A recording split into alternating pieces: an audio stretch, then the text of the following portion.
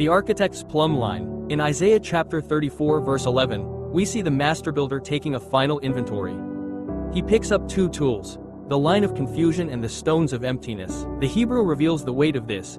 He uses the kav tohu, the exact measuring line associated with the formless void of Genesis chapter 1 verse 2. He is measuring the structures of man to see if they hold weight. The story. Think of Nineveh, the capital of the Assyrian Empire, the subject of the 34th book of the Bible, Nahum.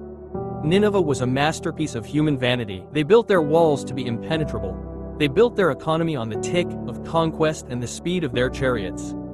They were the ultimate, hasty builders. But Nahum chapter 1 verse 3 tells us that the Lord has his way in the whirlwind and in the storm. When the 34th book opens, the master builder applies the line mentioned in Isaiah chapter 34. He doesn't just knock the walls down, he returns the entire city to tohu, to the state of primeval emptiness.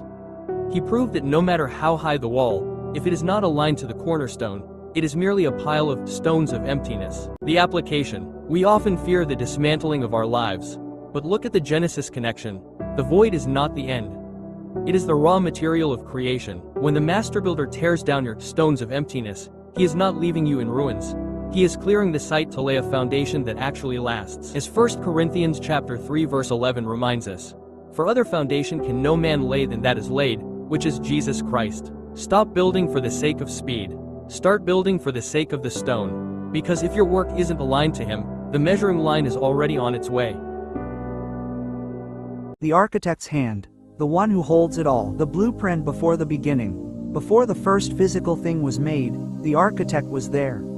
As the scriptures tell us, he marked out the horizon on the face of the deep, Proverbs chapter 8 verse 27, and laid the very foundations of the earth, Job chapter 38 verse 4. He measured the vast oceans in the hollow of his hand and marked off the heavens with the span of his fingers, Isaiah chapter 40 verse 12. We often look at the scale of our own problems and feel small, but we are reminded by the wisdom of the ages to look at the scale of the architect. He is the one who gathers the wind in his fists and wraps the waters in a garment, Proverbs chapter 30 verse 4.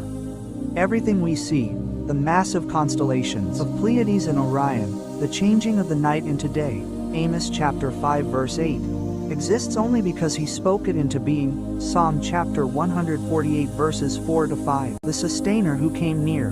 The architect did not build the world and then step away. The heavens are like a tent he stretched out, Psalm chapter 104 verse 2, and he remains the one who actively keeps the universe in motion. For generations, humanity asked a mystery. Who is the architect, and what is the name of his son? Proverbs chapter 30 verse 4. The New Testament provides the beautiful answer. His name is Jesus.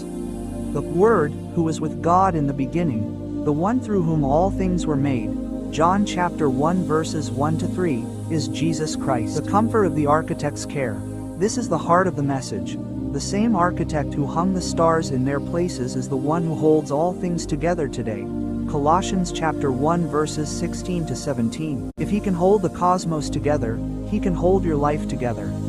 He sustains everything by the power of his word. Hebrews chapter 1 verse 3. When our lives feel chaotic or out of control, we can find rest in this truth. We do not have to hold our own worlds together. The one who measures the oceans in his palm is the one who sustains you. You are in the hands of the architect who made it all. And those are the safest hands in the universe. Reflection and discussion questions. As you move into your week, remember that your life is part of a design that is held together by the same voice that called the stars into existence. You are not responsible for holding the world together.